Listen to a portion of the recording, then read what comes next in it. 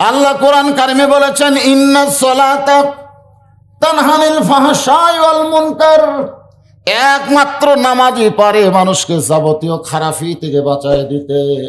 আজকে বাংলাদেশের সব মুসলমান যদি নামাজ ধরতো, কোন মুসলমান অন্যায় কাজ করবার পারত? হাদিসে আছে বিস্তারিত, হুজুরি কলব ব্যতীত করছেন কালেও নামাজ তোর হবে না। তবে কেন গাও জুয়ারি, মানুষকে দেখাও নামাজ পড়ি, ও তোমার সিদ্ধ বীজে সুফসল ফলে না। আজও কেন আল্লাহর নামাজ ধরতে পারলা না? কোরআনের কথা বলতেছি। আল্লাহ কয় নামাজের জোরে ফায়েশা কাজ যাবে দূরে, পাক কোরআনে রয়াছে ঘোষণা। কোরআনে আছে না নাই? এখন আসেন। তাহলে সুন্দর পরিবেশ, সুন্দর রাষ্ট্র, সুন্দর সমাজ গঠন করতে গেলে এই কোরআনের বিকল্প কোনো রাস্তা নাই। আমরা সেই কোরআনের তাফসির শুনব, ঠিক কিনা বলেন? এখন আপনাদের কাছে আমার প্রশ্ন হলো, এই কোরআনটা কেমন? এই কোরআনটা মানুষ মরে গেলে খতম দিয়া জান্নাতে দেওয়ার জন্যে। কোন নেতা মরে গেছে আর হামাকের মতন গরিব আলেমদেরকে দাওয়াত দিল, এত বড় নেতা মরে গেছে, হুজুর আপনারা গ্রুপ নিয়ে আসেন, এক খতম কোরআন শরীফ পড়ে নেতাকে জান্নাত থুয়ে আসেন। আমরা নেতার বাড়ি যে ঝুঁকিয়া ঝুঁকিয়া এরকম ঝুঁকিয়া ঝুঁকিয়া ঝুঁকিয়া ঝুঁকিয়া আল্লাহ, এই যে কোরআন শরীফ এক খতম পড়লাম নেতার বাড়িতে, এর যা সওয়াব হয় নেতার আমল নামাত দেহ। ফেরেশতাকে আল্লাহ খবর কি? আল্লাহ কয় কবুল হবে না, কারণ প্রতি অক্ষরে কোরআন পড়ার সাথে সাথে ওরই ফেরেশতা নেকি লেখা শেষ। যখন বলেছে আলিফ, সাথে সাথে 10 লিখেছে, লাম 10 লিখেছে, মিম 10 লিখেছে, যত অক্ষর পড়েছে পড়াও সারা, নেকি লেখাও সারা। দোয়া করতেছে কার জন্যে? নেকি তো আগেই লেখছে, যাই পড়িছে তার জন্যে। আল্লাহ বলতেছে ফেরেশতা শোনে না, কোরআন শরীফ কিন্তু মরা মানুষের জন্য নয়, কোরআন শরীফ হলো জীবিত মানুষের হেদায়েতের খোরাক। জোরে কার কথা ঠিক কিনা? এই জন্য কোরআন শরীফের নাম হলো হুদা। হুদা মানে ব্যবস্থাপত্র। এই কোরআনটা আসলে দেখতে কেমন এটা বোঝানোর জন্য বলতেছি। অর্ধ পৃথিবীর খলিফা হযরত ওমর, এই বাংলাদেশের মতন 96টা দেশের খলিফা, 96টা দেশের প্রেসিডেন্ট, 96টা দেশের রাষ্ট্রনায়ক, তার নাম হলো হযরত উমর। যার নাম কি? মসজিদের মেম্বরে বসে অর্ধ পৃথিবী পরিচালনা করেন। মেম্বরে সিংহাসন লাগে না, মসজিদের মেম্বরে। একদিন হযরত উমর মসজিদের মেম্বরে বসে এই ডান হাতে ডান গালে চড় মারতেছে, বাম হাতে বাম গালে চড় মারে। এমন সময় ওসমান গনি মসজিদের মধ্যে ঢুকে বলতেছে, আমির আল মুমিনিন, আপনি কি পাগল হয়ে গেলেন? নিজের গালে নিজে চড় মারতেছেন কেন? ওমর ফারুক বলে, ওসমান, মিন শারিল ওয়াসওয়াসিল খান্নাস, আমার ভিতরের খান্নাস আমাকে বলতেছে আমি অর্ধ পৃথিবীর খলিফা। তো ওসমান গনি বলতেছে, ঠিকই তো কইছে, আপনি অর্ধ পৃথিবীর খলিফা। ওমর ফারুক বলে, ওসমান, শুধু বর্তমান নিয়ে মুসলমানকে চিন্তা করলে হবে না, মুসলমানের চিন্তা করতে হবে অতীত এবং ভবিষ্যৎ নিয়ে। জোরে কোন কথা ঠিক কিনা? আজকে বর্তমানে আমি কি হলু রে? কি হয়েছ? আমি যখন অতীতে, আমার অতীতের খবর জানেন আপনারা?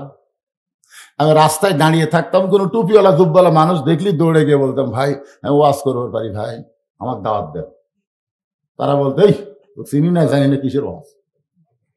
10 জন কইছি, একজন আমাকে দাওয়াত দেয়নি। এটা হলো আমার অতীত। মানুষের বাড়ি বাড়ি ঘুরে ঘুরে আমি বক্তার দাওয়াত পাইছি। আর আমার বর্তমান হলো এত দাওয়াতের খেলা, দাওয়াতের ভয়ে আমি 3 তালাত লুকে থাকি। আমার 2-4টা সেক্রেটারি আছে, ওরাই ওদেরকে নাস্তা করে করে বিদায় করে দেয়, আমি দেখা করার সাহস পাই না। এটা হলো আমার বর্তমান। আর আমার ভবিষ্যৎ হলো মসজিদের খাটনি আমার বাড়ির আঙ্গিনায় চলে আসবে, আমার সমস্ত কাপড় খুলে সাদা কাপড়ের কাপড় পরে আমাকে চকলেটের মতন মুড়াইয়া কবরের মধ্যে রেখে আসবে। জোরে কোন কথা ঠিক কিনা? ওমর ফারুক বলে, ওসমান, বর্তমানে অর্ধ পৃথিবীর খলিফা, কিন্তু অতীতের খবর কি? ওসমান গনি বলে, আমিরুল মুমিনিন, আপনার অতীতের খবর তো আমি জানি না। ওমর ফারুক বললেন, তাহলে শোনো, অতীতে আমি খালার বাড়িতে রাখালি করতাম। ছাগল নিয়ে যখন সন্ধ্যাবেলা বাড়িতে আসতাম, খালা আমাকে বলতো, ওমর, কয়টা ছাগল নিয়ে গেলে কয়টা ফেরত আনলি? আমি ছাগল গুনে দিকে 3-4টা কম, আবার দৌড় দিতাম। ওই ছাগলগুলো খুঁজে খুঁজে যখন খালারে বুঝাই দিতাম, খালা আমার মাথার চুল ধরে বলতো, ওমর, যেই ভুল তুমি আজকে করেছো, আগামীকাল যদি এই ভুল করো, তোমার রাখালির চাকরি কিন্তু ক্যান্সেল হয়ে যাবে। আমি তখন খালার পা ধরে বলতাম, খালা, রাখালির চাকরি যদি ক্যান্সেল করে দেন, তাহলে থাকবো কোথায়, খাবো কি? একদিন যে ওমর রাখালির চাকরি রক্ষা করার জন্য খালার পা ধরে কেঁদেছে, আজকে সেই উমরকে আল্লাহ অর্ধ পৃথিবীর খলিফা বানাইছে। এটা উমরের যোগ্যতায় নয়, এটা কেবল মাত্র আল্লাহর কোরআনের ওসিলা। লিল্লাহু আকবার। এখন আপনারা বলেন, এই কোরআনের ক্ষমতা আছে না নাই? তাহলে একটু যদি মাদ্রাসা ভাতা পায়, কোয়া যায় না, 2500 আর 2300 কোয়া যাবে? আজকালকার বাজারে 2500 টাকা যদি কেউ বেতন না ভাতা, কথা হয় না। আর একদম বাগডম ঘোরাডম সাথে ঢাকঢোলক ঝাঁতর বাজে এই মিথ্যা শিক্ষা দিয়ে 50,000 টাকা বেতন করে নেয়। কারণ কি ভাই জান? একটা রাখাল থেকে উমরকে যদি কোরআন শরীফ অর্ধ পৃথিবীর খলিফা বানাই দেয়, আপনারা আজকে বুঝেন বা না বুঝেন, জবান করে সবাই বলেন, এই কোরআনের ক্ষমতা আছে না নাই? এই কোরআনের কেমন ক্ষমতা? এইটা ছদ্মবেশে হযরত ওমর দেখার জন্য মদিনার অলি গলি ঘুরতেছে, ছদ্মবেশে আল্লাহর কোরআনকে দেখার জন্য, কোরআন শোনার জন্য না, কোরআন দেখার জন্য ঘুরতেছে। এমন সময় হযরত ওমর দেখতে পায় বিস্তীর্ণ মরুভূমির ভিতরে একজন রাখাল উট আর দুম্বা চড়ায়। হযরত ওমর আল্লাহর কোরআন দেখার জন্য রাখালকে সালাম দিলেন, আসসালামু আলাইকুম রাখাল ভাই, আমার পেটে ক্ষুধা লাগছে, আমি উটের এক পেলা দুধ চাই। রাখাল খালি মুসকি মুসকি হাসে। ওমর ফারুক বলে, রাখাল হাসো কেন? রাখাল বলতেছে, তোমার সালামের উত্তরও দিব না, তোমাকে উটের দুধও দিব না। ওমর ফারুক বললেন, আমার অপরাধ? বলে, তোমার অপরাধ হলো তোমার পরিচয় গোপন করছো। তোমার পরিচয় কি? আগে তোমার পরিচয় দাও। ওমর ফারুক চিন্তায় পড়লেন যে আমি অর্ধ পৃথিবীর খলিফা, এই পরিচয় যদি রাখালকে দেই, তাহলে তো আল্লাহর কোরআন আমার দেখা হবে না। ওমর ফারুক যখন পরিচয় গোপন করে কি পরিচয় দিবে, এমন সময় আল্লাহর কোরআন বলতেছে, ওমর, রাখাল যখন তোমার পরিচয় চাইছে, তুমি আসল পরিচয় দাও। তোমার আসল পরিচয় হলো তুমি এমপি নও, আসল পরিচয় হলো তুমি প্রধানমন্ত্রী নও, আসল পরিচয় হলো তুমি মাওলানা নও, আসল পরিচয় তুমি ডাক্তার নও, আসল পরিচয় হলো মিল্লাত আবিকুম ইব্রাহিম ওয়া সাম্মাকুমুল মুসলিমিন। আল্লাহু আকবার। আসল পরিচয় হলো তোমার জাতির পিতা ইব্রাহিম তোমার নাম রেখেছে মুসলমান। তাহলে আমাদের আসল পরিচয় কি? যারা বলবেন না, তারা ভেজালের মধ্যে পড়ে যাবেন। যে বলবো আসল পরিচয় কি, আপনারা বলবেন মুসলমান, বলতে পারবেন না ভাইজান। আমাদের আসল পরিচয় কি? আরো জোরে, জোরসে বলুন। ওমর ফারুক বলে, রাখাল, আমার পরিচয় যখন জানবার চাইছো, আমার পরিচয় হলো আমি একজন মুসলমান। রাখাল মুসকি মুসকি হাসে। ওমর ফারুক বলে, আবার হাসো কেন? বলে, হাসার কারণ হলো আসল না নকল। ওমর ফারুক বলে, রাখাল, মুসলমান তো মুসলমানই, এবারে আসল নকল কি? রাখাল বলে, পথিক রে, আসল মুসলমান যারা হবে তারা চাওয়ার ব্যাপারে সতর্ক থাকবে। আসল মুসলমান দরকার হলে ফাঁসির মঞ্চে যাবে, কিন্তু রাষ্ট্রপতির কাছে বাঁচার দরখাস্ত লিখবে না। আসল মুসলমান কোনোদিন বলবে না, আমার দয়াল বাবার দরবারেতে কেউ ফিরে না খালি হাতে। আসল মুসলমান যারা, তারা ইয়্যাকা না'বুদু ওয়া ইয়্যাকা নাস্তাইন, তারা একমাত্র কার কাছে চাবে? তুমি যদি আসল মুসলমানই হও, তুমি দুধ চাইছো কার কাছে? ওমর চুম করছে, চোখ দিয়ে দর দর করে পানি পড়তেছে। আল্লাহ, তোমার কোরআন দিয়ে যখন দেশ চলবে, তখন উমর যদি ভুল করে, একটা রাখাল পর্যন্ত তারা ভুল ধরতে পারবে। জোরে কোন সুবহানাল্লাহ। কোরআন দিয়ে রাষ্ট্র চলে। ওমর ফারুক খুতবা দিচ্ছে, খুতবা। ইতিমধ্যে মাঝখান থেকে একজন দাঁড়িয়ে বলে, আমির আল মুমিনিন, আপনার ওয়াজ আমরা শুনবো না। যেরকম এমপি সাহেব বক্তব্য দিল, আমি বক্তব্য দিচ্ছি, ঠিক ওই রকম খুতবা দিচ্ছে ওমর। একজন দাঁড়িয়ে বলে, আপনার খুতবা শুনবো না। ওমর ফারুক বলে, আমার অপরাধ? বলে, আপনার অপরাধ হলো আমাদেরকে খাটো পাঞ্জাবি দিয়ে আপনি লম্বা জুব্বা গাওয়াত দিচ্ছেন। যতক্ষণ পর্যন্ত আপনার লম্বা জুব্বার কাহিনী না বলবেন, ততক্ষণ আপনার খুতবা আমরা শুনবো না। বাংলাদেশের প্রধানমন্ত্রী না, বাংলাদেশের মতন ৯৬টা দেশের রাষ্ট্রপতি, সুবহানাল্লাহ কর না কেন, তার পাঞ্জাবি লম্বা দেখে খুতবা বন্ধ করে দিচ্ছে। এমন সময় হযরত ওমরের ছেলে আব্দুল্লাহ বাবার পাশে দাঁড়ায় বলে, রে নবীর সাহাবীরা, তোমরা খাটো পাঞ্জাবি হলেও তো নতুন পাঞ্জাবি পরে জুমার নামাজ পড়তে আইছো, কিন্তু আমার পরনে দেখো নতুন কোনো কাপড় নাই। সাহাবীরা বলে, আব্দুল্লাহ, তোমার পরে নতুন কাপড় কেন নাই? বলে, নতুন কাপড় যদি আমি পরতাম, তাহলে বাবার জুব্বা লম্বা হতো না। আমার কাপড় বাবার দান করেছি, আমার কাপড় বাবার কাপড় একত্র করে বাবা লম্বা জুব্বা পরে খুতবা দেয়। এখন বলো, খুতবা শোনা যায় কিনা যায়?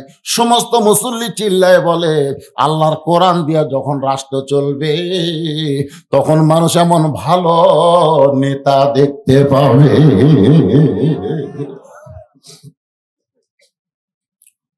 রাখাল বলতেছে, তুমি যদি সত্যিকারে মুসলমান হও, তাহলে দুধ চাইছো কার কাছে? ওমর ফারুকের চোখ দিয়ে দর দর করে পানি পড়তেছে। ওমর ফারুক বলে, রাখাল ভাই, চাওয়ার ব্যাপারে আমি ভুল করেছি। রাখাল বলে, ভুলটা যখন স্বীকার করলে, তাহলে তওবা করো, কারণ তওবা করার সুযোগ আছে না নাই? ওমর ফারুক বলতেছে, আস্তাগফিরুল্লাহ। রাখাল বলতেছে, হবে না, কারণ তুমি মূর্খ মানুষ, তুমি তওবা কেমনে পড়বা যে চাওয়ার ব্যাপারে সতর্ক হয় না? সে হলো সবচাইতে বড় মূর্খ। আমি তওবা পড়াই, তুমি আমার সঙ্গে তওবা পড়ো। এবার রাখাল হযরত উমরকে তওবা পড়াই। উমরের চোখ দিয়ে দর দর করে পানি পড়ে। আল্লাহ, তোমার কোরআন যখন দুনিয়াতে চালু থাকবে, উমর যদি ভুল করে, একটা রাখাল পর্যন্ত তাকে তওবা পড়াবে।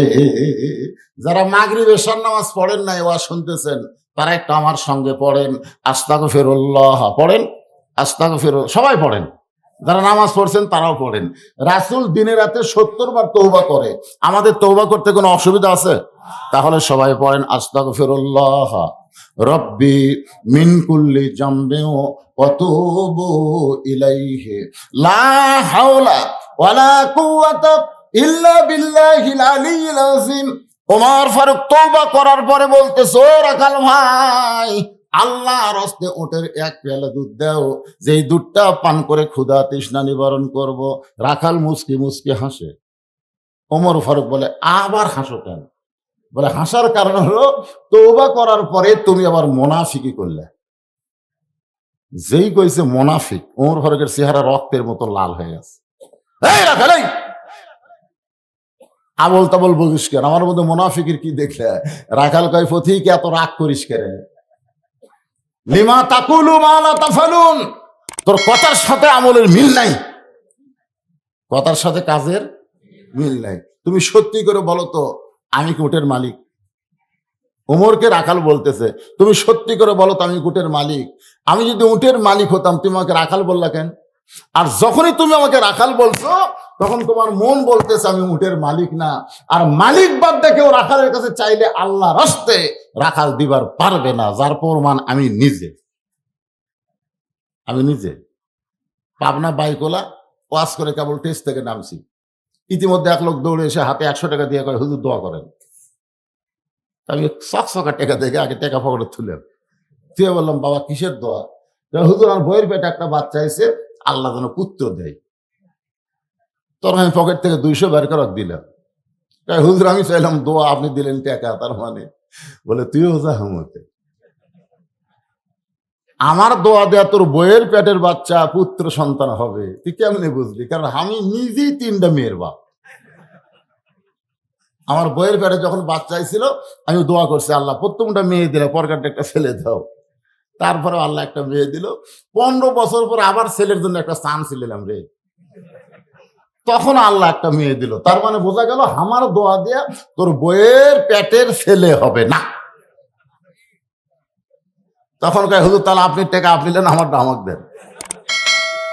এই দিয়েই মারতেছে দৌড়। আমি খপ করে হাত ধরে বললাম কোথায় যাবি? বলে যে হুজুরের বেটা ছাওয়াল আছে আমি তার কাছে দোয়া চাবো। আমি বললাম কোন হুজুরের কাছে না, কোনো বাবার কাছে না, কোন পীরের কাছে না, পাইতে যদি চাও মালিক আল্লাহর কাছে চাও। ধরে কোন কথা ঠিক কিনা? রাখাল বলে পথিক, সত্যি যদি তুমি উটের এক পেয়ালা দুধ চাও তাহলে এখান থেকে মালিকের বাড়ি হলো 10 মাইল দূরে। ওই মালিকের বাড়ির দরজা দিয়ে বলে, মালিক তোমার রাখাল উট আর দুম্বা চড়ায়, তুমি মালিক যদি হুকুম দাও তাহলে রাখাল আল্লাহর হস্তে উটের এক পেয়ালা দুধ দিবে। ওমর ফারুক বলে, রাখাল ভাই কত দূর মালিকের বাড়ি কষ্ট করে যাওয়ার দরকার নাই, বরং তোমাকে 2টা টাকা দিলাম, এই 2টা টাকার বিনিময়ে তুমি উটের এক পেয়ালা দুধ দাও। রাখাল মুসকি মুসকি হাসে। ওমর ফারুক বলে, হাসো কেন? বলে, হাসার কারণ হলো তুমি উমরকে চিনো। এই তুমি উমরকে চেনো? কাক বলতেছে? উমর কি বলতেছে? তুমি উমরকে চেনো? যে উমর আল্লাহর আইন দিয়ে রাষ্ট্র চালায়, মানুষের আইন না রে, আল্লাহর আইন দিয়ে রাষ্ট্র চালায়।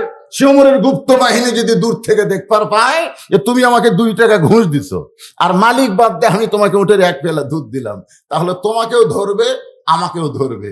এ বুড়া বয়সে তুমি ধরা খাবা? ওমর ফারুক বলে, রাখাল ভাই তাহলে একটা কাম করি, চলো ওই পাহাড়ের গুহার মধ্যে যাই, গুহার মধ্যে যায় তোমাকে গোপনে 2 টাকা দিব, তুমি গোপনে উটের এক পেয়ালা দুধ দিবা, তাহলে উমরের গুপ্ত বাহিনীও দেখতে পাবে না, তোমার মালিকও জানতে পারবে না। রাখাল চিল্লায় বলে, তুমি ভণ্ড, তুমি ভণ্ড, তুমি ভণ্ড। ওমর ফারুক বলে, রাখাল আমার মধ্যে ভণ্ডামির কি দেখলাম? রাখাল বলে, পথিক পাহাড়ের গুহার মধ্যে উমরের গুপ্ত বাহিনী দেখতে পাবে না, আমার মালিক জানতে পারবে না, কিন্তু রাখালের আল্লাহ দেখতে পায়। লিল্লাহে তাকবীর। কে দেখবার ভাই? আপনার বিশ্বাস করেন, এই একটা বিশ্বাস যে কেউ না দেখলেও কে দেখে? আর কে লেখে? আল্লাহ লেখে না। 2 কান্দে দূরে ফেরেশতা আছে না নাই? আমি তো সমানে খালি মুড়ি উল্টাছি আর মানছি।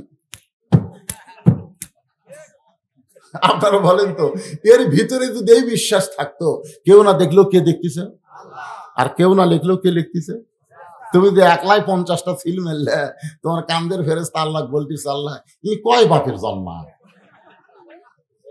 কারণ এক বাপের জন্ম হলে একটা সিল মারবি, একলা যে 50টা মারলো, এর বাপ কয়টা? তোমার 2 কান্দে 2 মোহরি, এই গান গাইলে গুনাহ হবে না, ছেলেরা গাও। তোমার 2 কান্দে 2 মোহরি লিখিতেছেন ডায়েরি, 2 কান্দে 2 মোহরি লিখিতেছেন ডায়েরি, দলিল দেখে রায় দিবে, দলিল দেখে রায় দিবে, টাকা পয়সার নাই কারবার, আমি পাপী রাসূল জাবিন্দার, আছেন আমার মুক্তার, শেষ বিচারের হাইকোর্টেতে তিনি আমায় করবেন পার, আমি পাপী তিনি জাবিন্দার, পারাপারে থাকলে তারা সঙ্গে নিও গাড়ি ভাড়া, জবাবদিহি করতে হবে ধরলে টিকিট কালেক্টর, মনুরে মনুরে সেই দিন সে স্টেশনে থাকবে নানান প্যাসেঞ্জার, দ্রুত জানে পার হবে সে, টিকিট কাটায় আছে যার, টিকিট কাটায় আছে যার, এই টিকিটটা হলো লা ইলাহা, পড়েন লা ইলাহা ইল্লাল্লাহু মুহাম্মাদুর রাসূলুল্লাহ। ওমর ফারুক মারছে দৌড়, ওমর ফারুক এক দৌড়ে পাহাড়ের পাদদেশে গিয়ে যায় নামাজ বিছায় 2 রাকাত নামাজ পড়তেছে আর বলতেছে, আল্লাহ তোমার কোরআন এত সুন্দর, তোমার কোরআন যখন দুনিয়াতে চালু থাকে একজন রাখাল না দেখা আল্লাহকে তার কলিজার মধ্যে জায়গা দেয়, কেউ না দেখলেও আল্লাহ দেখতেছে, এই বিশ্বাস থাকে তার কলিজায়। মানুষের আইন দিয়ে আল্লাহর বিশ্বাস আপনার ভিতরে আসবে না, আল্লাহর আইন দিয়ে আল্লাহর বিশ্বাস ভিতরে আসবে। জোরে কোন কথা ঠিক কি না? আল্লাহ, আমি তো তখন রাখাল দেখি না আল্লাহ, আমি রাখালের ভিতরে তোমার কোরআন শরীফ দেখতে পাচ্ছি আল্লাহ। কানতেছে কার কাছে? পিছনে রাখাল যা বলতেছে, যতই কান্দ উটের দুধ আমি দিবার পারলাম না। ওমর ফারুক বলে, রাখাল ভাই, উটের দুধের আমার কোনো দরকার নাই, আমি শুধু তোমার কাছে জানতে চাই, তুমি না দেখা আল্লাহকে কলিজার মধ্যে জায়গা দিয়ে তুমি আল্লাহর কোরআন অনুযায়ী চলতেছো, এর বিনিময়ে তোমার চাহিদা কি? তুমি তো দুনিয়াতে ভালো একটা চাকরিও পাওনি, তুমি দুনিয়াতে ভালো কোনো খাবারও পাও না, তুমি না দেখে আল্লাহকে কলিজার মধ্যে জায়গা দিয়ে আল্লাহর কোরআন মানতেছো, এর বিনিময়ে তোমার চাহিদা কি? সঙ্গে সঙ্গে রাখাল চোখের পানি বের করে বলে, পথিক, আমার চাহিদার কথা যদি শুনতে চাও তাহলে শোনো। আমার চাহিদা হলো, রব্বানা পড়েন, রব্বানা আতিনা ফিদ দুনিয়া হাসানাতাও ওয়া ফিল আখিরাতি হাসানা ওয়া কিনা আযাবান্নার। ওমর ফারুক বলে, রাখাল ভাই, আমি মূর্খ মানুষ রে, তোমার চাহিদার কথা জানতে চাইলাম আর তুমি কোরআনের আয়াত শুনেলা, তার মানে? রাখাল বলে, তুমি আসলেই মূর্খ। ওমর ফারুক চুপ করছে। রাসূল বলেছে আমার পরে কেউ যদি নবী হতো তাহলে আল্লাহ কাক নবী বানাতো? আর রাখাল বলতে, তুমি আসলেই মূর্খ। এই পাগল, আমি আয়াতের মধ্যে দুইটা চাহিদার কথা বলছি, একটা হলো দুনিয়ার চাহিদা, মহামানব হযরত উমরকে আমি এক নজর দেখতে চাই, যে উমর আল্লাহর আইন দিয়ে রাষ্ট্র চালানোর কারণে আমার মতন রাখাল না দেখে আল্লাহকে কলিজার মধ্যে জায়গা দিবার পারছি, সেই মহামানবকে যদি খালি একটা বার দেখবার পারতাম ভাই, আমার দুনিয়াতে চাওয়ার আর কিছু নাই।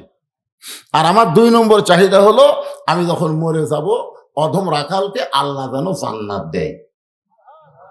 তাহলে রাখালের চাহিদা কয়টা? দুনিয়ার চাহিদা কি? এখানে কি বুঝতেছেন আপনারা? দুনিয়ার চাহিদা হলো ভালো একটা নেতা দেখা। জোরে কোন, কি দেখা? যেই নেতা কোরআন দিয়া দেশ চালাবে, এমন একজন নেতা বাংলার মুসলমান দেখার দরকার আছে না নাই? জোরে কোন, আছে না নাই? কি বুঝতেছেন? আমার 1 নম্বর চাহিদা হলো, মহামানব হযরত উমরকে আমি এক নজর দেখতে চাই। উমরের সোফা দেখবে? ওমর আল্লাহর কোরআন দিয়ে রাষ্ট্র চালায়, এই কারণে হযরত ওমরকে এক নজর দেখতে চাই। আমার 2 নম্বর চাহিদা হলো, আমি যখন মরে যাব, মরার পরে অধম রাখালকে আল্লাহ যেন জান্নাত। সাথে সাথে হযরত ওমর দৌড়ে গিয়ে আমার দিকে খেয়াল করে, রাখালের হাতটা এরকম ধরেই 3 বার চুমা খাচ্ছে। রাখাল কয়, পাগল নাকি রে, আমার এই ঘামা হাতে 3 বার চুমা খেলে? ওমর ফারুক বলে, রাখাল ভাই, তোমার 2 নম্বর চাহিদা আল্লাহ পুরা করছে, পুরা করবে না, পুরা করছে। মরার সঙ্গে সঙ্গে আল্লাহ তোমাকে জান্নাত দিবে, এই ব্যাপারে কোনো সন্দেহ নাই। যারা কোরআন অনুযায়ী চলবে, মরার সাথে সাথে তাদের দেহ যাবে কবরে, পাখি যাবে ইল্লিন নামক জান্নাতের বাগানে। ধরে কোন কথা ঠিক কিনা? তোমার 2 নম্বর চাহিদা আল্লাহ পুরা করছে, মরার সঙ্গে সঙ্গে আল্লাহ তোমাকে জান্নাত দিবে। রাখাল মুচকি মুচকি হাসে। ওমর ফারুক বলে, মরার সাথে সাথে আল্লাহ তোমাকে জান্নাত দিবে, সুবহানাল্লাহ কও। হাসো কেন? রাখাল বলে, হাসার কারণ হলো তুমি খুব চালাক, তুমি বাকির কথা আগে কইলে, যে মরে গেলে জান্নাত পাবো, এই বাকির কথা ভালোই কইলে, কিন্তু হযরত উমরকে এক নজর দেখতে পাবো, এই কথা বলতে তোমার কোন জায়গাত বাজায়?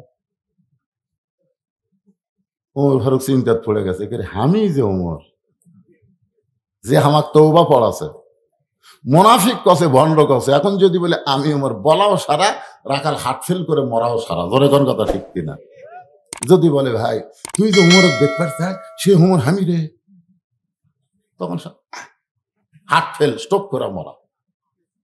ওমর ফারুক চিন্তায় পড়ে গেলেন, আমি যে ওমর, এই কথা রাখালকে কেমনে বলবো?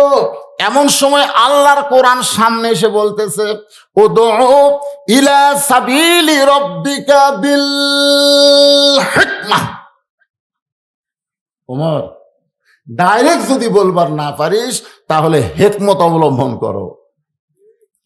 বর্তমানে আমরা ডাইরেক্ট কোনো কথা বলবার পারতেছি না, কিন্তু তাই বলে হক কথা বলা বন্ধ করা যাবে না, হিকমতের সাথে বলা লাগবে। ধরে কথা কন না কেন? তুমি যদি ডাইরেক্ট বলবো আর না পারো, তুমি হেকমত অবলম্বন করো, তুমি উমর। এটা হচ্ছে ডাইরেক্ট। এটা কি? এটা হচ্ছে ডাইরেক্ট। এটাই উমর, মরে দেবি। আমরা যদি ডাইরেক্ট বলি, সাথে সাথে আজরাইল ধরার আগে আমাকে পুলিশ ধরবি। ধরে কথা ঠিক কি? আমি টাঙ্গাইলে ওয়াজ করতে গেছি, ওই জায়গাত মেয়ে মানুষ খালি চিল্লাচিল্লি করতেছে, হই হই করতেছে, বক্তার কান শ্রোতার কান সবাই শুনতেছে। আমি রাগ করে, এই মেয়েরা, এই জোরে কথা বললে পর্দার খেলাফ হয়, এমনকি মেয়ে মানুষেরা জোরে কোরআন শরীফ পড়াও জায়েজ নয়। এই কথা বলার কিছুক্ষণ পরে এক মেয়ে একটা কাগজ দিছে, সে কাগজের মধ্যে লেখা আছে, হুজুর, মেয়ে মানুষ যদি জোরে কথা বলা হারাম হয়, পর্দার খেলাফ হয়, তাহলে প্রধানমন্ত্রী যখন জাতির উদ্দেশ্যে ভাষণ দেয়, এটা শোনা কি? আমি তখন চিন্তা করলাম, এমন প্রশ্ন করছে, আর উত্তর যদি আমি ডাইরেক্ট দেই, তাহলে আমাকে আর যমুনা পার হবার দেবি না। জোরে কোন কথা ঠিক না? এর আগেই আমার পুলিশ ধরবি। আমি চিন্তা করলাম, আমরা বগুড়ার শোল। ওমর ফারুক বললেন, রাখাল, সত্যি যদি হযরত ওমরকে দেখতে চাও, তাহলে ফজরের নামাজ তোমাকে সামনে কাতারে আদায় করা লাগবে। ফজরের নামাজ যদি সামনে কাতারে আদায় করো, তাহলে মেহরাবের মধ্যে দেখবা যেই মানুষটা ইমামতি করতেছে, সেই মানুষটি হলেন হযরত ওমর। আপনারা বলেন তো, এটা কি ডাইরেক্ট? কিন্তু হক কথা হয়নি। এইভাবে ঘুরে বলতেছে, ওই দিক দিয়ে, এই দিকে না, ওই দিক। সত্যি যদি হযরত ওমরকে দেখতে চাও, তাহলে ফজরের নামাজ তোমাকে সামনে কাতার আদায় করা লাগবে। মেহরাবের মধ্যে যেই মানুষটা ইমামতি করতেছে, সেই মানুষটি হলো হযরত ওমর। আল্লাহর কোরআন দিয়ে যখন বাংলাদেশ চলবে, তখন মৌলবীরা নয়, প্রত্যেকটা নেতাদেরকে মসজিদের ইমামতি করা লাগবে। কারণ পাটোয়ারি ভাই মসজিদের ইমাম, আর আমি মসজিদের ইমাম। মনে করেন, আমি যদি কোনো মসজিদে বলে, এই যে সুদ খায়, সে নিজের মায়ের সঙ্গে ৩৬ বার জিনা করার গুনাহ হয়, সুদ খবরদার খাওয়া যাবে না, মসজিদের কেশেরই সুদ খোর, ওই কবি তোর চাকরি তুলাম না, যা। আমি গরিব মানুষের সওয়াল, আমি জোর গলায় কথা বলে পারতেছি না। আর এই জায়গায় যদি আমার পাটোয়ারি ভাই কয়, এই কারা কারা সুদ খায়, মসজিদ কমিটির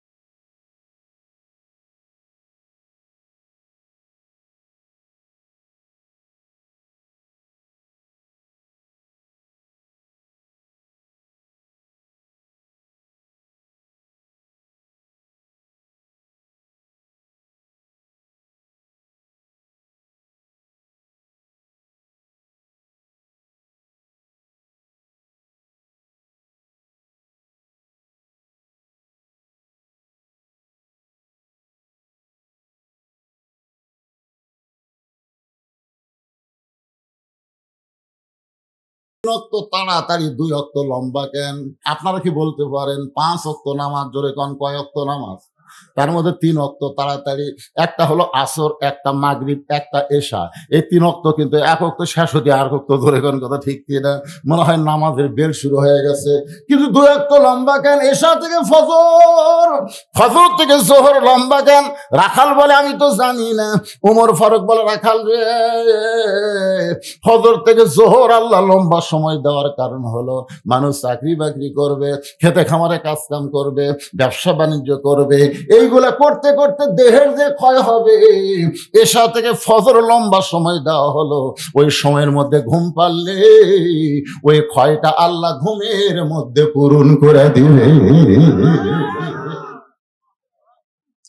তাহলে তুমি যে এসব বড় ফজর ধরার চিন্তা করতেছে, ঘুম ধরবি না? রাখাল বলতেছে ঘুম যদি ধরি ভাই, তাহলে মসজিদের মধ্যেই ঘুমে যাবো। যেই বলছে মসজিদের মধ্যে ঘুমাবো, উমর ফারুকের চেহারা রক্তের মতো লাল। রাখালাই মসজিদের মধ্যে ঘুমানোর দলিল দে। তুই যে মসজিদের মধ্যে ঘুম পারবো তার একটা দলিল লাগবে না? শোনেন, মসজিদে জোহর নামাজ পড়া সবাই চলে গেছে, কিন্তু ওরা 3 জন 4 ফ্যান দিয়েছে। কয় ফ্যান? 4 ফ্যান দিয়ে গল্প করতেছে। 1-1 ঘন্টা হয় গল্প ছাড়ে না। তখন ফেরেশতারা বলতেছে আল্লাহ সবাই নামাজ পড়ে বাড়ি গেল, এরা 3 জন যে 4 ফ্যান দিয়ে গল্প করতেছে, রেজাল্ট কি? আল্লাহ বলতেছে নামাজের পরে যতক্ষণ ওদের মাথার উপর ফ্যান ঘুরিছে, এরা 3 জন আলাদা ভাবে ওই কারেন্টের বিল না দেওয়া পর্যন্ত জান্নাতে যাওয়ার পারবি না। কারণ মসজিদ তোর বাপের ঘর না, ইচ্ছা মতো ফ্যান ঘুরাবি। জোরে কোন কথা ঠিক না? মসজিদ তো তোর বাপের।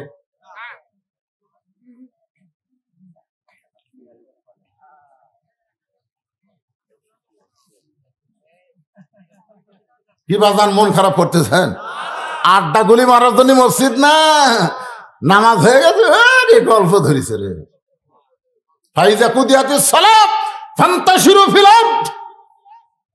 ওমর ফারুক বলেছেন আল্লাহুম্মা ইফতাহলি আবওয়াব রাহমাতিক।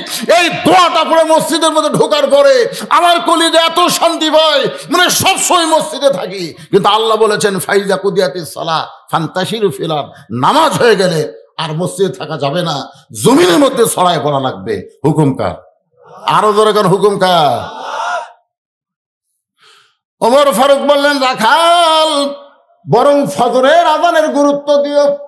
আপনারা বলেন তো 5 ওয়াক্ত নামাজের মধ্যে কোন আজানের গুরুত্ব বেশি? মসজিদে থাকা যাবে না, ফজরের। জোরে কোন আজানের হুকুম কার? আরো জোরে, জোরসে বলুন। আজানের মধ্যে কিন্তু একই কথা 2 বার বলা হয়। সেই কথাটা কি? যেটা অন্য নামাজের আজানে নাই। আপনারা শোনেন না ভাইজান? আসসালাতু খায়রুম মিনান নাওম। ঘুম হইতে নামাজ। সবাই বলেন ঘুম হইতে।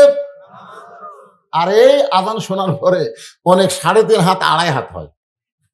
আগে ছিল 3.5 হাত। আজান শুনবি না ঠিক মতো, একেবারে কম্বল দিছে মাথার উপরে, পাও বার হবে, পাও টানে বুকের সাথে থসে, বাইরে থেকে মনে হবে কম্বলের মধ্যে চাউলের বস্তা আছে। আপনি আস্তে আস্তে যায় কম্বল টান দিয়ে দেখেন, কম্বলের তলে ওর সাইজ আর সকালবেলা সাইড থেকে কুত্তার সাইজ একই সাইজ। এই জন্য একটা গান বার করছিল, কুত্তার বাচ্চা ফুটফুটা সুন্দর। মানুষের বাচ্চা হয় ফজর নামাজের আজান শুনে যারা লাফের মধ্যে এভাবে 2.5 হাত হয়ে শুয়ে থাকো, এরা আর যাই হোক মানুষের সন্তান হলেও সুম্মা রাদাদনাহু আসফালা সাফিলিন, জানোয়ারের চাইতো জঘন্য। জোরে কোন কথা ঠিক কি না? কারা কারা ফজরের নামাজ পড়বেন না হাত তোলেন তো দেখি। শুয়ে থাকো, এরা রাগ করতেছেন? আমি এখানে আসে নিয়ত করছিলাম আমাকে কাঁটায় কাঁটায় 10টায় দিবি, আমি 12 রাত মোনাজাত করবো। কিন্তু উঠতে উঠতে 10:30 পার। এখন ঘড়ির দিকে তাকার দিকে 12টা বাজছে। এখন আমি কি করবো? ও আজের তো কিছুই হয়নি না। ফজর পর্যন্ত না কয়টা পর্যন্ত সেটা ফরকার কথা। আমি যে কোরআন দেখানোর জন্য সূরা মুলকের 2টা আয়াতের তাফসীর করতেছি, এটা তো করবই। কিন্তু আপনাদের মধ্যে কিছু লোকের ব্যারাম শুরু হয়েছে। না না, এরা যাচ্ছে না, আমি যাওয়া দেখিনি। উঠে গেছে, আবার কিছুক্ষণ পর আবার বসতেছে। কিসের ডায়াবেটিস ভাই রে? ডায়াবেটিস আমার কত জানেন? ডায়াবেটিস হলেই যে ঘন ঘন ব্যায়াম করা লাগবে তা না। আপনি নিয়ত করেন, আজকে নিয়ত করেন পেশাব লাগলেও উঠবো না। এই কোরআনের ওসিলায়, কোরআনের পাওয়ারে পেশাব জাতীয় যত ব্যায়াম আল্লাহ ভালো করে দিবে। বিশ্বাস যদি না হয়, এই যে কোরআন শরীফ আমার হাতে, 2007 সালে আমার ডায়াবেটিস ধরা পড়লো। 2017 সালে ডাক্তার আমাকে বলল, আপনি যদি ওয়াশ করেন আপনার কিডনি ড্যামেজ হয়ে যাবে। আমি বললাম কেন? বলে ওয়াশ করার সময় পেশাবের ঝাঁকি নিচের দিকে যায়, আস্তে আস্তে পেশাবের থলে পুরা যায়, 1 ঘন্টা পর পর পেশাব করা লাগবে, পেশাব আটকে যদি ওয়াশ করেন কিডনি ড্যামেজ হবে। তাহলে ডাক্তারকে বললাম, ডাক্তার সাহেব 1 ঘন্টা পর পর পেশাব করবার গেলে জনগণ আমাকে দাওয়াত দিবি। বললো ডাক্তারকে ওয়াজ বন্ধ করে। বিশ্বাস করেন ডাক্তারের কথা মতো প্রথম ওয়াজের 1 ঘন্টার পরে আমার পেশাব লাগলো সেই ধরে। পেশাব আসলো ভাই, আমি এখন সভাপতি সাহেব মাইক দিয়ে যাওয়ার সাহস পাই না। তখন কি করব? কোরআন শরীফ হাতে নিলাম, এই যে কোরআন আমার হাতে, এই কোরআন হাতে নিয়ে আমি বুকে ধরলাম। কেউ বুঝবার পারলো না। আমি খালি মনে মনে কইলাম, আল্লাহ তুমি বলেছো অনুনাজ্জিলু মিনাল কোরআনি মা হুয়া শিফাউ ওয়া রাহমাতুল লিল মুমিনিন, কোরআন মুমিনদের যাবতীয় রোগের ঔষধ। আজকে আমার পেশাব লাগে, কিডনি ড্যামেজ হবে না কি হবে, যতক্ষণ কোরআনের ওয়াজ হবে ততক্ষণ আমি ওঠবো না। দরকার আমি সোফা পেশাবটা ভরে দেবো, কিন্তু আমি উঠবো না। এই মনে করে ওয়াজ শুরু করে দিলাম ভাই। 8 ঘন্টা আমার কষ্ট হলো, তারপর তলপাতে এমন ঠান্ডা হলো, এরপর ঘন্টার পর ঘন্টা ওয়াজ করতেছি, আর কোনোদিন পেশাব লাগে না। এ কোরআনের ক্ষমতা আছে না নাই? উঠিন কে?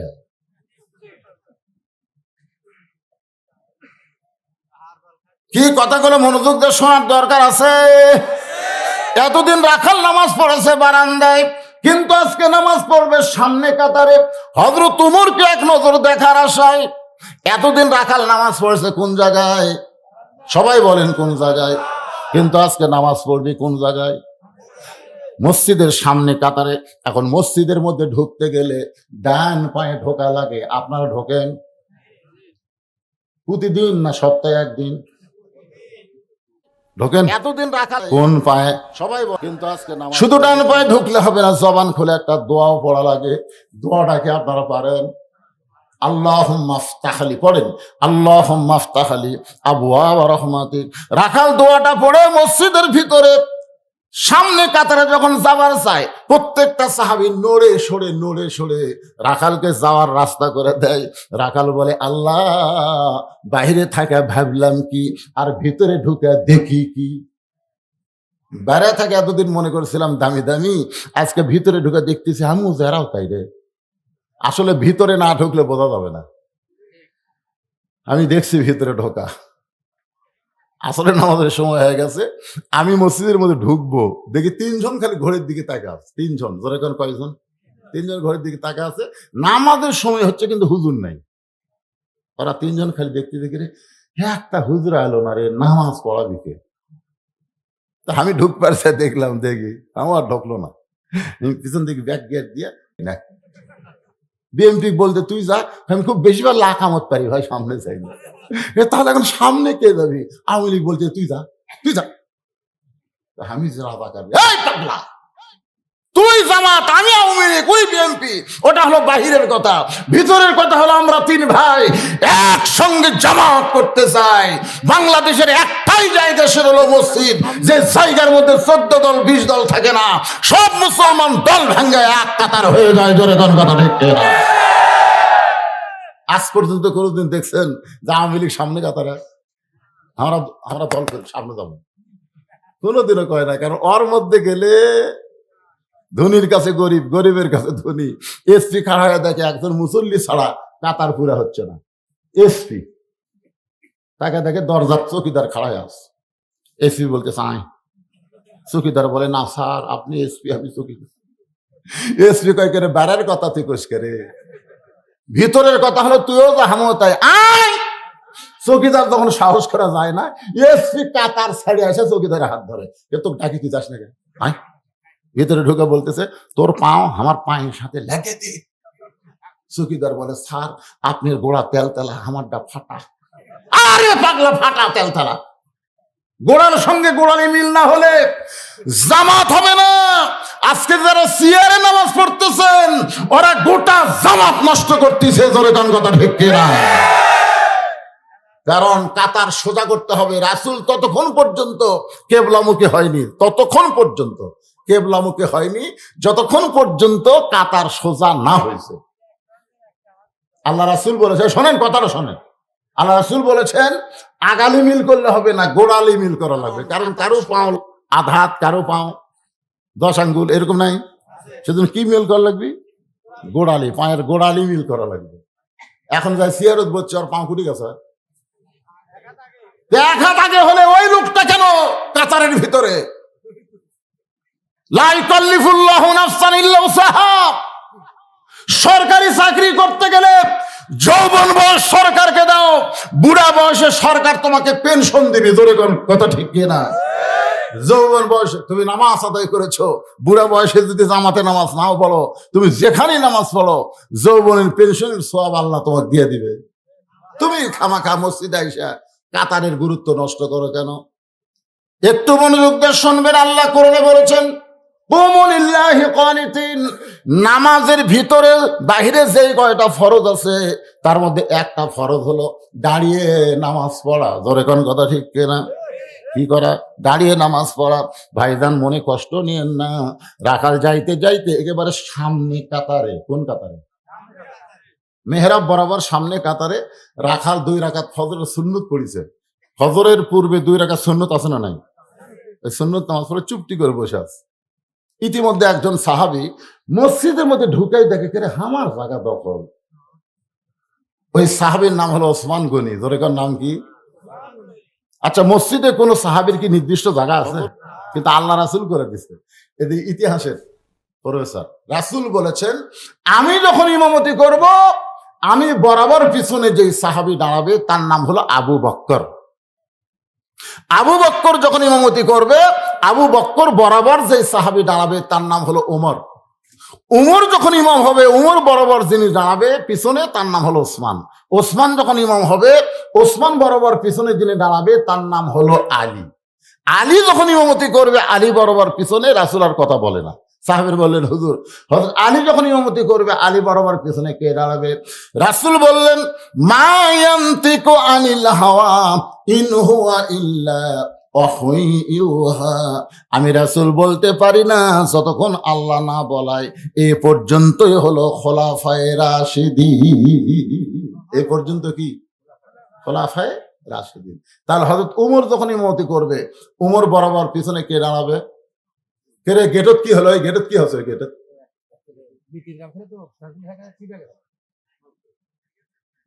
মরে গেছে? ও পড়ে গেছে। ঠিক আছে বাবা, টানা খালি সামিনার তলে আনাই, খালি টাইনা সামিনার তলে নিয়ে আসো। আল্লাহর কোরআনের পরশে কিছুক্ষণের মধ্যে ভালো হয়ে যাবে ইনশাআল্লাহ। তোমরা ডাক্তার না, তোমরা ওখানে দেখি করবে এতগুলো রে। এখানে ফেরেশতারা আছে না নাই? তোমাকে নামে কিন্তু রিপোর্ট হবে। সব চলে আসো, সব চলে আসো। দরজা থেকে সবাই ভিতরে এসে বসো। ডাক্তার কাছে সব কিসের মেয়ে কি? কিছুই না, ভিতরে নিয়ে এসে খালি শুয়ে থাকুন। 5 মিনিট পরে লাভ ধরতি। তখন এ কোরআনের শক্তি আছে না নাই? সেই শক্তি নিয়েই তো কথা বলতেছি। একটু মনোযোগ দেন। ওসমান গনি চিন্তা করে, আমার জায়গার মধ্যে কে বসলো রে? ওসমান গনি ভিতরে ঢুকে দেখে যেখানে রাখাল বসে আছে তার পাশে একটু ফাঁকা জায়গা। ওই ফাঁকা জায়গার মধ্যে 2 রাকাত সুন্নত আদায় করে রাখালের দিকে কিতাবের মধ্যে আছে 3 বার। ধরে কোন কয়বার? 3 বার তাকাছে ওসমান গনি। তাকানোর সাইজ দেখে। ওসমান গনি রাখাল দেখতেছে, কে রে এই লোকটাকে কোনোদিন আমি সামনে দেখিনি, এখানে আমার জায়গায় বসে আছে, এই মালটা কে? দেখা লাগবে না? রাখাল চমকে উঠছে। আর একবার যেই তাকা, তৃতীয়বার যে ওসমান গনি তাকাছে, রাখাল, এই মিয়া বারবার আমার দিকে কি দেখিস মিয়া? ওসমান গনি ভয়ের ঠেলায় খাড়া হয়ে গেছে। কারণ আল্লাহ রাসূল বলেছেন, হায়াউন ওসমান, আমার ওসমান শর্মিন্দা খুবই নরম। ওসমান গনি ভয়ের ঠেলায় দাঁড়ায় বলতে যে, ভাইজান আমি খালি 3 বার তোমার মুখের দিকে তাকাছি আর তুমি এত গরম। বলছে আমি রাখাল, আমার দিকে এত তাকানোর কারণ কি? যেই বলছে আমি রাখাল, আমার দিকে এত তাকানোর কারণ কি? ওসমান গনি মুসকি মুসকি হাসতেছে। কারণ রাখাল যারা হবে তাদের ভাষা গরম হওয়া লাগবে। রাখালের ভাষা নরম হলে গরু ছাগল কোনোদিন বাধ্য হবি না। জোরে কোন কথা ঠিক কিনা? একটা গরু ছাগল পরে আবাদের দিকে যাচ্ছে, রাখাল যদি কয় বাবা গরু ওদিকে যাস না বাবা, ওদিকে আবাদ আছে, আপনি কোন তো গরু কথা শুনবে। আর যদি বলে এই গরু, তাহলে এক ধাপ। গরু কিন্তু মানুষের চাইতে ভালো শোনে। আল্লাহ রাসূল বলেছেন প্রত্যেকটা অভিভাবককে আল্লাহ রাখালের দায়িত্ব দান করেছেন। প্রত্যেকটা অভিভাবককে আল্লাহ রাখালের দায়িত্ব দিয়ে দুনিয়াতে প্রেরণ করেছে। হয়তো আপনারা বলবেন হুজুর আমার তো গরু ছাগল নাই, তাহলে আমি কার উপর রাখালি করব? আপনি চোখ বন্ধ করে দেখেন, আছে। আপনি চোখ বন্ধ করে দেখেন আপনার বাড়িতে 45 বছর একটা গাভী আছে, গাভীর বয়স হলো 45। আপনি চোখ বন্ধ করে দেখেন আপনার একটা আড়িয়া আছে, আড়িয়ার বয়স হলো 22। আপনি চোখ বন্ধ করে দেখেন আপনার একটা বকনা আছে, তার বয়স হলো 17। এখানে গাভী মানে আপনার বউ, আইডিয়া মানে আপনার বেটা, আর বকনা মানে আপনার মেয়ে। এখন আপনারা বলেন এই তিনটার উপরে আপনার রাখালির দায়িত্ব আছে না নাই? আছে না নাই? আপনি এশার নামাজ মসজিদে পড়লেন, এশার নামাজ আপনি মসজিদে পড়লেন, নিয়ত করেছেন বাড়িতে গিয়ে দেখবো আমার বউ যায় নামাজের উপরে নামাজ পড়তেছে, নামাজ শেষ হয়ে গেলে তসবিহ তেলাওয়াত করতেছে, নয় কোরআন পড়তেছে। এই নিয়তে আপনি বাড়ির পাওতে দেখেন আপনার ঘরের মধ্যে থেকে হরি হরি হরি হরি লো লো লো লো লো। কিন্তু আমি মুসলমান, মসজিদের সামনে কাতার নামাজ পড়লাম, আর আমার ঘরের মধ্যে হরি হরি কি? ভুল করে দেখেন ম্যাডাম আপনার বউ স্টার জলসা দেখতেছে। আপনি বলেন তো এই সময় আপনার রাখালির দায়িত্ব আছে না নাই? কি আবাদ থুয়া আমার ঘাস তুইয়া পরের আবাদ খাস কেন? গরু রে মার বাড়ি ধরে। তো বাংলাদেশের চ্যানেল থুয়া ভারতের চ্যানেল দেখিস কেন? ভারত হলো হিন্দু রাষ্ট্র, ওদের নাটকের মধ্যে পূজা থাকবে, ওই নাটক দেখবার গেলে হরি হরি লো লো লো লো বাদ্য মুসলমানের ঘরের মধ্যে বাজবে। ওই ঘরে রহমতের ফেরেশতা থাকবে না, ওই ঘরটা জাহান্নামের ঘর হয়ে যাবে। ধরে ঘন্টাটা ঠিক কি না? আপনার 22 বছরের একটা ছেলে আছে, আপনি ফজরের নামাজ পড়তে যাবেন, কিন্তু আপনার ছেলে ফজরের নামাজ পড়তেছে না, ল্যাপের মধ্যে কুকুর হয়ে ঘুম পাড়তেছে, তাহলে আপনার রাখালের দায়িত্ব আছে না নাই? আল্লাহ রাসূল বলেছেন 7 বছর থেকে নামাজের তালিম দাও। ধরে কোন কয় বছর? 7 বছর থেকে নামাজের তালিম দাও, আর 10 বছর থেকে জোর করে নামাজ ধরাও। তুমি বাবা একলা নামাজ পড়ো, তোমার জুয়ান ছেলে নামাজ পড়ে না। আল্লাহ কোরআনে বলেছেন কু আনফুসাকুম ওয়া আহলিকুম নার, জাহান্নামের আগুন থেকে যদি বাঁচতে চাও তাহলে একলা বাঁচলে হবে না, তোমার আহাল পরিবার নিয়ে বাঁচা লাগবে।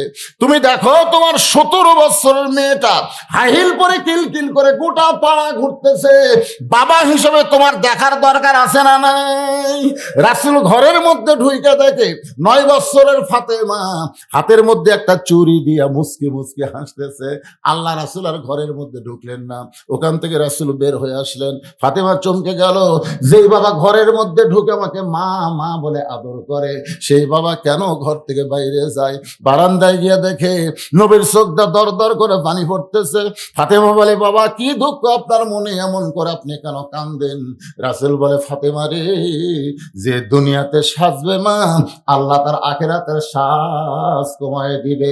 সঙ্গে সঙ্গে ফাতেমা হাতের চুড়ি খুলে মাটি ছাইলা দেয়, নবী দৌড়ে গিয়া চুড়ি দুইটা করে জামার পকেটের মধ্যে ঢুকাই। ফাতেমা বলে বাবা যেই চুড়ি হাতে দেওয়ার কারণে আপনি ঘরের মধ্যে ঢুকলেন না, আপনি বারান্দার দাঁড়িয়ে দাঁড়িয়ে টানলেন, সেই চুড়ি ফাইলা দিলাম, আপনি কেন পকেটে তুললেন? রাসূল বলে ফাতেমা রে আয় আয় আয় আমার কাছে আয়।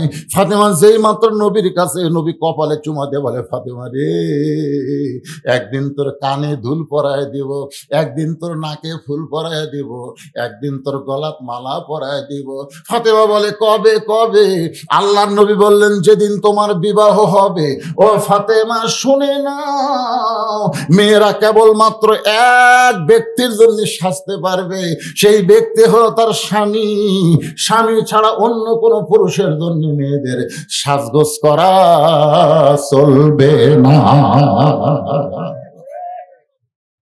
মেয়েরা কেবলমাত্র কার জন্য সাজবে? কথা কয় না রে বা, কথা কয় না রে। স্বামী ছাড়া অন্য কারোর জন্য সাজগোজ করা যাবে আল্লাহ কোরআনে বললেন অকরনা ফি বুয়ুতিকুন্না ওয়ালা তাবাররুজনা তাবাররুজাল জাহিলিয়াতিল উলা। স্বামীকে বুকের মধ্যে নিয়ে কাঁদতেছে ফাতেমা। আলী বলে কে গো, কি জন্য কান্দো? বলে কান্দার কারণ হলো আল্লাহ আমার দোয়া কবুল করছে। আলী কয় পাগলি নাকি, আল্লাহ দোয়া কবুল করলে কান্দে? ফাতেমা বলে কি দোয়া কবুল করছে শুনবেন না? আলী বলে কি দোয়া? বলে আল্লাহ পর্দার মধ্যে আমার মৃত্যু দিবে, এই দোয়া কবুল করছে। আলী বলতেছে আলহামদুলিল্লাহ, যে মেয়েটা সারা জীবন পর্দার মধ্যেই থাকলো সে তো পর্দার মধ্যেই মরবে, আল্লাহ তোমার দোয়া কবুল করছে, খুশি হও। ফাতেমা বলে স্বামী সেই মৃত্যুটা কবে হবে তাকে শুনবেন না?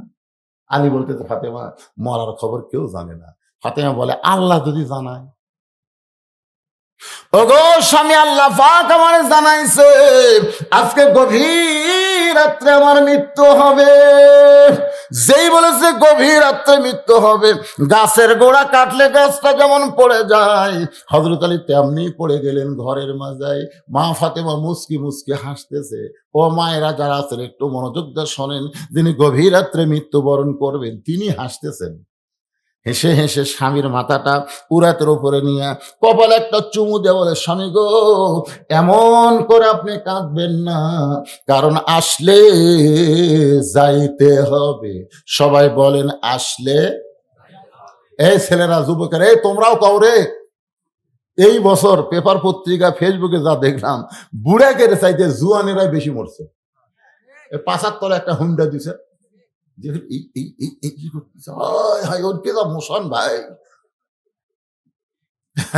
মেয়ের বাপের বাড়িতে গেলাম আমি, যাইদিকে একটা মোটর সাইকেল ব্যাস হাইজে ট্যাঙ্কি মুছে, তারপরে দোপা, তারপর সিঁড়িটা বড় পিছন দিয়ে মুছে।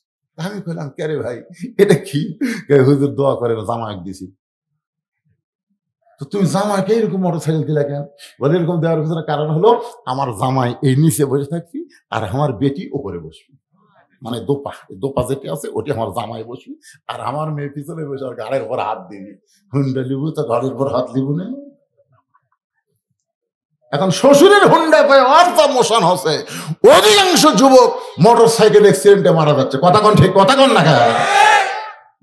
তো বাজান, মোশান কম করো, সবাই একটু জবান খুলে বলো আসলে যাইতে হবে। ফাতেমা বলে স্বামী গো, আসলে যাইতে হবে। আমি মরে যাওয়ার পর আমার 3টা চাওয়া আপনি পুরা করবেন। আলী কান্দার বলে ফাতেমা দুনিয়ার জীবনে কিছুই চাইলা না, মরার পরে তুমি কি চাইবা ফাতেমা? বলে 1 নম্বর চাওয়া, আমার মায়েদের জন্য বলতেছি, 1 নম্বর চাওয়া হলো রাতের অন্ধকারই আমাকে কবর দিবেন। পর্দার মধ্যে ছিলাম, পর্দার মধ্যে আমাকে কবর দিবেন। আমার 2 নম্বর চাওয়া হলো আমার কোনো জানাজার ব্যবস্থা করবেন না। আমার 3 নম্বর চাওয়া হলো আমার লাশটা কিন্তু খাটনি তুলবেন না, কারণ ফাতেমার দেহের ওজন কত এটা দুনিয়ার কোনো পুরুষ মানুষ জানতে পারো। আমি ফাতেমা এটা কখনো চাই না। আমার বাবা যদি দুনিয়াতে থাকতো, মরা মেয়ের লাশের খাটনি বাবা কান্দে নিবার পারতো। আমার হাসান হোসেন যদি বড় হইতো, তাহলে মায়ের লাশের খাটনি কান্দে নিবার পারতো। 6 মাস আগে আমার বাবা দুনিয়া থেকে বিদায় নিয়েছে। আমার হাসান হোসেন এত ছোট, মায়ের লাশের খাটনি আর কান্দে নিবার পারবে না। ওগো স্বামী, আপনি শুধু আমার কান্দে করে নিয়ে ওই জান্নাতুল বাকির পূর্ব কোণায় সবুজ রঙের একটা বাতি জ্বলবে, ওই বাতি বরাবর আমাকে দাফন করবেন। আপনার যদি কষ্ট হয়, আপনার কোনো বন্ধুরে দিয়া আমার কবরটা আপনি খনন করে নেবেন। হযরত আলীর বন্ধু আবু যর কবর খুঁড়তে গিয়ে পুরোপুরি কবর খুঁড়তে পারে নাই। কবর থেকে একটা শব্দ শোনার পরে আবু যর দুর্বল হয়ে যখন কবর ছেড়ে যায়, গভীর রাত্রে হযরত আলী ফাতেমারে নিয়ে ওই জান্নাতুল বাকির পূর্ব কোণায় দাফন করার পরে আল্লাহকে বলতেছে, আল্লাহ দুনিয়ার জীবনে গরিব ছিলাম বলে নবীর কলিজার টুকরা ফাতেমা আমাকে কোনোদিন কষ্ট দেয়নি। ও দরদি আল্লাহ, ফাতেমারে তুমি কবুল করে নাও। এই দোয়া করার পরে তাকায় দেখে সামনে কয়েকটা পুরাতন কবর, এই মাত্র ফাতেমার কবর দিছে, সেই কবর আর নাই। আলী কান্দের বলে ফাতেমার কবর কোথায় রে? এখনই কবর দিলাম, সেই কবরটা গেল কোন জায়গায়? কে যেন ডাকতে বলে, আলী রে, ফাতেমা পর্দা নিশি, আমি আল্লাহ জোহরা ডিগ্রি দিয়া ফাতেমার কবরটাকে কিয়ামত পর্যন্ত পর্দা করে দিয়েছি। মায়েদের বলতেছে, মারে সাইদাতুন নিসা আহলেল জান্নাহ, ফাতেমা তো জোহরার সঙ্গে যদি জান্নাতে যাওয়ার চাও, পর্দার মধ্যে নারীদের থাকতেই হবে। জোরে কোন কথা ঠিক কিনা? কথা কোন ঠিক কিনা?